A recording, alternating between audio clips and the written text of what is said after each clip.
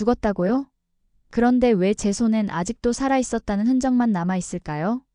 강재인은 그 밤에도 제대로 잠을 이루지 못했는데요. 블랙박스가 공개되며 어머니 최자영이 무죄임이 드러났고 동시에 황기찬 강세리가 검찰 출석 요구서를 받은 사실까지 확인되자 서랍 깊숙이 눌러 넣어둔 또 하나의 질문이 다시 고개를 들었습니다. 바로 그날의 아이였습니다. 기록대로라면 아이는 세상에 나오기도 전에 떠났어야 했는데요. 재인의 마음 어딘가에는 언제나 어긋난 단서 하나가 박혀 있었죠. 죽었다고 했는데 왜 누가 시신을 확인했는지 아무도 말하지 못하지, 왜 그때 담당의 이름조차 흐릿할까 같은 질문들이요. 재인은 결국 병원을 찾았습니다. 오래된 신생아실 앞 이름표 색이 바랜 문패를 한참이나 바라보다가 당시 근무했던 수간호사에게 어렵게 말을 꺼냈는데요. 수간호사는 망설이다 이렇게 말했습니다. 산모 상태가 위중했던 건 맞습니다. 그런데 정식 사망 진단서가 발급된 걸 저는 보지 못했어요. 그 말이 끝나자 재인의 손끝이 차갑게 식었습니다. 그럼 혹시 아이가 살아있었을 수도 있다는 말씀이세요? 수간호사는 눈을 피하며 기록이 누락된 부분이 있어요. 그 시기 원무과가 바쁘기도 했고 외부 이송이 한 번 있었는데 그쪽 기록이 뒤엉켰거든요 라고 덧붙였는데요. 재인은 그 두 글자에 걸려 넘어졌습니다. 어디로요? 라는 질문이 목구멍까지 치밀어 올랐지만 수간호사는 더 이상 말을 잇지 못했습니다. 저도 정확히는 다만 그날 밤 구급차가 한 대 더 왔다는 얘기를 들었어요. 집으로 돌아온 재인은 서랍을 죄다 꺼내 뒤졌습니다. 오래전에 받았지만 열어보지 않았던 낡은 우편 봉투 하나가 유난히 눈에 띄었는데요. 발신인이 없고 모서리가 달아 있었죠. 봉투 안에는 잉크가 옅게 번진 신생아 발도장 한 장이 들어 있었습니다. 날짜는 재인이 사산을 통보받았던 바로 그날로 찍혀 있었고 발도장 아래에는 낯선 알파벳 두 글자와 숫자 조합이 작게 적혀 있었는데요. 재인은 한숨을 길게 내쉬며 중얼거렸습니다. 이건 내 아이가 맞는데요. 그런데 왜 사망기록 옆에 살아있다는 흔적이 붙어있죠? 그 시각 황기찬과 강세리는 서로를 믿지 못하는 눈빛으로 마주보고 있었습니다. 검찰 소환장을 받은 뒤 세리는 더 이상 평정을 유지하지 못했는데요. 당신 그날 아이를 어떻게 한 거야? 어디로 보낸 거야? 라고 낮게 쏘아붙였습니다. 황기찬은 정색하며 죽었다고 했다. 그 얘긴 끝났다. 라고 잘라 말했지만 눈매가 흔들렸습니다. 세리는 그 떨림을 놓치지 않았죠. 당신 눈이 거짓말하네. 녹음 파일도 나왔다는데 아이도 숨겼지? 라고 밀어붙였습니다. 황기찬은 더 이상 대꾸하지 못했고 둘 사이엔 차갑고 긴 정적만 내려앉았는데요. 한때 공범이었던 그들의 균열은 이제 서로를 향한 공포로 바뀌고 있었습니다. 강세리가 숨겨온 과거, 그 안에 아직 누구도 모르는 또 다른 죽음의 진실이 숨어 있다면? 검찰의 출석 요구서와 녹음 파일이 공개되면서 이미 흔들리던 강세리 앞에 예상치 못한 인물이 다시 등장한다. 아트 딜러 테오. 그는 단순한 미술거래상으로 보였지만 사실은 세리의 과거를 알고 있는 중요한 증인이기도 했다.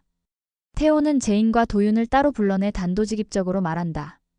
세리 씨의 과거, 그걸 알아야 진짜 진실이 드러납니다. 재인과 도윤은 긴장된 눈빛으로 태호의 입을 바라본다. 태호가 꺼내놓은 이야기는 충격적이었다. 몇 년 전 해외 체류 시절 세리는 어떤 비밀스러운 관계를 맺었고 그 과정에서 사건을 덮으려 했던 흔적이 남아 있었다는 것. 단순한 사생활 문제가 아니라 지금의 김도희 사건과 맞닿아 있는 위험한 연결고리였다. 도윤은 믿을 수 없다는 듯 고개를 저었다. 그게 사실이라면 세리는 단순히 공범이 아니라 사건의 축을 잡고 있는 거예요. 제이는 입술을 깨물며 대답했다. 그럼 이제 숨길 수 없게 해야죠. 하지만 진실을 끌어내는 일은 쉽지 않았다.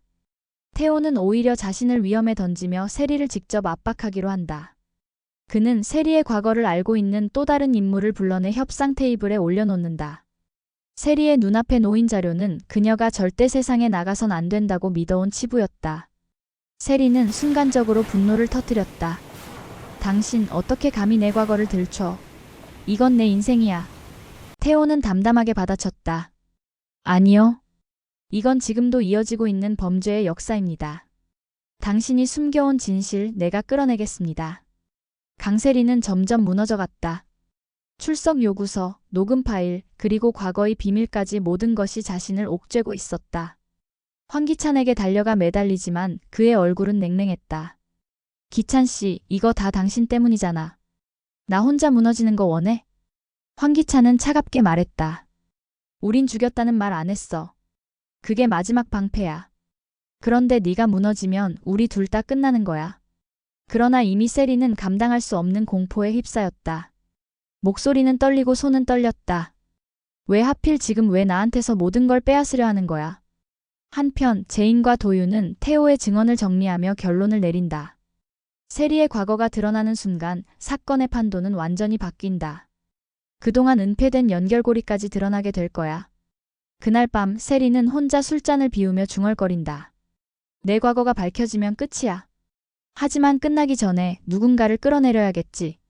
그녀의 시선에는 두려움과 동시에 날선 결심이 서려 있었다. 태호는 제인과 도윤 앞에서 다시 한번 선언한다. 세리 씨는 더 이상 숨을 수 없습니다. 이번에 드러나는 진실은 우리가 상상한 것보다 훨씬 더 치명적일 겁니다. 제인은 짧게 숨을 고르며 속으로 중얼거린다. 세리가 숨긴 과거, 그게 우리 모두를 어디로 끌고 갈까? 죽였다는 말을 안 했다고? 그런데 왜 그날의 침묵은 아직도 사람들을 오가매고 있을까? 사건은 끝난 것 같았지만 오히려 더 깊은 균열이 드러나고 있었다. 순간 손끝까지 차가운 기운이 번져갔다. 세리가 이유를 캐묻지만 돌아오는 건 무심한 대답뿐이었다. 두 사람 앞에 놓인 현실은 더욱 무거웠다. 검찰이 확보한 건 사고 당시의 통화 녹음 파일이었다. 그 안에는 세리의 목소리와 함께 짧은 대화가 담겨 있었다.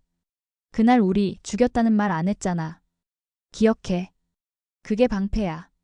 그 말은 오히려 더 섬뜩하게 다가왔다.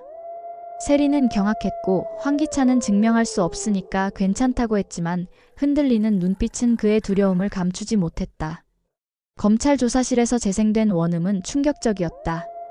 잡음 속에서 분명한 목소리가 흘러나왔다. 그대로 해. 수사관은 설명을 덧붙였다. 녹음된 배경의 사이렌 소리가 특정 공사장에서만 들리는 패턴이라는 것. 그리고 두 사람의 휴대폰이 같은 기지국에 접속돼 있었다는 사실. 말 한마디가 없어도 행동이 증거가 되는 순간이었다. 한편 제인은 무죄가 확실해진 어머니를 바라보며 스스로에게 다짐했다. 끝난 게 아니다. 이번엔 사건을 왜곡한 방식, 그들의 손길을 세상에 보여줘야 한다. 도윤은 이미 자료들을 정리해두고 있었다. 녹음 원본의 메타데이터, 기지국 자료, 공개 브리핑. 그리고 태오리와 캐서린의 건까지 모든 걸 한 줄로 이어낼 준비가 되어 있었다. 승우는 더 이상 침묵할 수 없었다. 친모가 사실 고모였다는 충격은 견딜 수 없을 만큼 무거웠다. 늘 괜찮다고 했지만 하나도 괜찮지 않았다. 다른 이름의 그늘에서 자라왔다는 사실이 가슴을 짓눌렀다. 하지만 유경의 손을 잡으며 결심했다. 이제는 숨지 않겠다고. 직접 확인하고 직접 말하겠다고. 태오리는 제인을 만나 봉투를 꺼냈다. 거기엔 의료재단의 기록이 있었다. 동일한 사람인데 이름은 다르게 기재돼 있었다. 그리고 사진 한 장. 혹시 이 사람이 캐서린입니까? 제인은 오래 바라보다 말문이 막혔다. 아니라고 하고 싶었지만 엄마의 어릴 적 얼굴이 겹쳐 보였다. YL 이사회에서는 또 다른 균열이 시작됐다.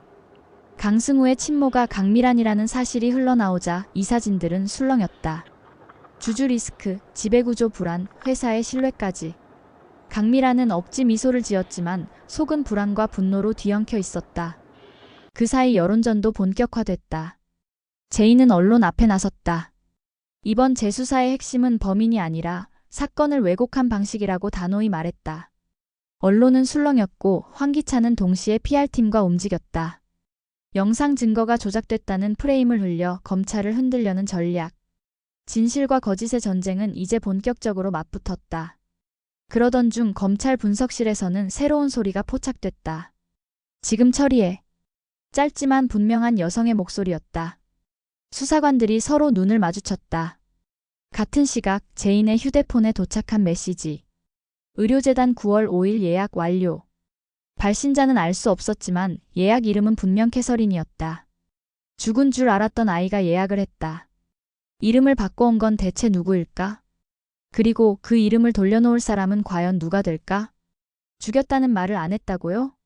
근데 왜 누군가는 그날의 침묵을 이렇게 오래 두려워했을까요? 아침 7시 50분 뉴스 타이틀이 끝나기도 전 강재인은 휴대폰 화면을 내려놓았는데요. 앵커의 마지막 문장이 귓가를 즐겼습니다. 검찰, 강세리 황기찬 동시 소환 통보. 잠깐 집안 공기가 바뀌었습니다. 최자영은 손수건을 꼭 쥐고 끝난 줄 알았는데 아직 아니구나. 라고 아주 작은 목소리로 말했는데요. 도윤은 바로 받아 적었습니다. 끝나지 않았어요. 끝까지 가요. 재수사팀은 녹음 원본의 체인 오브 커스터디 증거 인수보관 경로를 하나씩 복기하고 있었는데요. 포렌식 요원이 배경음을 분리해 주파수 스펙트럼을 펼쳐 보여줍니다. 여기 특정 시간대만 들리는 사이렌 패턴이 있어요. 구간 간격을 맞춰보면 근처 공사 현장 안전경보랑 일치합니다. 또 이 부분의 바람기 소리가 강변 라인에서만 나는 난리음하고 거의 같아요. 수사관은 양옆 칸의 보고서를 포개며 말했습니다. 기지국 접속 기록과 대조하면 두 사람의 휴대폰이 그 시각 같은 셀에 있던 걸로 나옵니다. 죽였다고 직설은 안 해도 현장 근접성과 사후 대응 대화는 충분히 입증될 수 있어요. 그 사이 강재인 도윤은 다른 방식으로 달리고 있었습니다. 제인은 말합니다. 엄마 누명은 거의 벗겨졌어요. 근데 이건 사람 하나의 무죄 문제가 아니에요. 그들이 어떻게 왜곡했는지 그 방식을 밝혀야 다시 못 돌아오죠. 도윤은 준비해둔 체크리스트를 펼쳤는데요. 녹음 원본의 메타데이터 공개 청구, 기지국 자료 시민 감시 해설, 언론 브리핑에서 왜 지금의 정치와 차단 그리고 테오릭 해설인 라인과 병행. 제인은 고개를 끄덕였습니다. 맞아요. 특히 이름 바꾸기. 이 퍼즐은 다 연결되어 있어요. 강승우는 회사 옥상에서 바람을 맞으며 유경에게 말했습니다. 나는 늘 괜찮다고만 했네. 근데 하나도 괜찮지 않네. 고모 강미란이 친모였다는 걸 이제야 알았고 그 사이 나는 다른 이름의 그늘에서 자랐고 누가 언제 왜 이렇게 만든 걸까? 유경은 말없이 손을 잡아주었는데요. 괜찮지 않아도 돼. 대신 우리 직접 확인하자.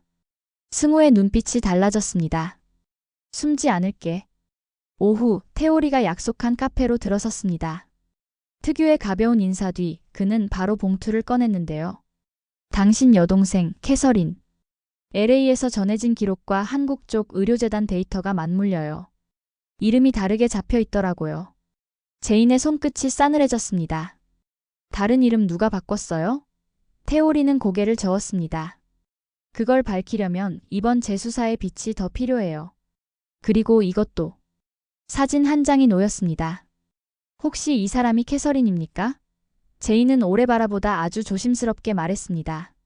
아니라고 하고 싶은데 닮았어요. 엄마의 어릴 적 얼굴이 겹쳐 보여요. 같은 시각 황기찬은 로펌 회의실에서 조용히 계산기를 두드렸습니다. 입은 그렇게 말했지만 문득 아침 거울 속에 멍자국이 떠올랐습니다. 요 며칠 그도 예외 없이 흔들렸거든요. 비서가 들어와 속삭였습니다. 대표님, 여론팀 쪽에서 제안이 왔습니다. 최자영 무죄 보도가 조작 의혹이라는 프레임을 미리 흘리자고. 황기찬은 살짝 웃었습니다. 기다려. 먼저 검찰 내부 동향을 봐. 조급한 쪽이 실수를 하지. 저녁 최자영은 모처럼 말이 명료했습니다. 제인아, 네가 내 대신 싸우지 않아도 돼. 근데 그 이름 캐서린. 그 아이 이름을 오늘 또 듣게 될 줄은 몰랐네. 제인은 잔을 내려놓고 어머니를 바라봤습니다. 엄마 대신이 아니라 우리 모두의 이름을 되찾는 일이에요. 엄마도, 승우도, 그 아이도. 자영은 고개를 끄덕였는데요. 그럼 끝까지 가자. 이번에는 도망치지 말고. 밤이 깊어갈 무렵 강세리는 마지막 남은 카드를 꺼내 들었습니다. 한때 같은 배에 있었던 이에게 전화를 걸어 우린 같은 편이잖아. 라고 했지만 돌아온 대답은 짧았습니다. 이제는 아니야. 세리는 잇몸을 깨물었습니다. 두려움이 분노로 변하는 데는 오래 걸리지 않더라고요. 그녀는 스스로를 다독였습니다. 두 분의 기지국 접속 기록과도 맞고요. 수사관이 녹음 중간에 짧은 속삭임을 확대했습니다. 여기 그대로 해라는 말이 식별됩니다. 누가 말했는지는 다음 감정 결과로 안내드릴 겁니다. 황기찬의 손등 힘줄이 붉어졌습니다.